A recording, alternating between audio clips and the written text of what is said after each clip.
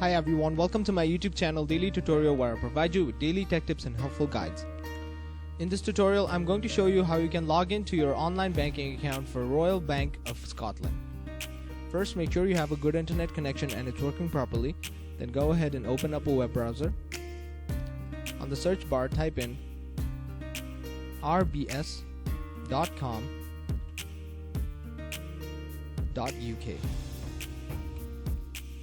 Press enter.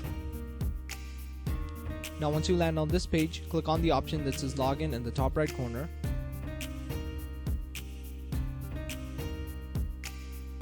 Now you have to type in your customer number here,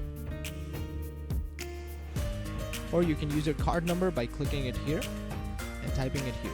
If you want the website to remember your username, click this box, and then lastly click on continue. Once you click on continue, you should be successfully logged into your online banking account for Royal Bank of Scotland. And that is it. Thank you very much for watching this video. Be sure to leave a like, share this video, and subscribe to our channel for more helpful guides just like this.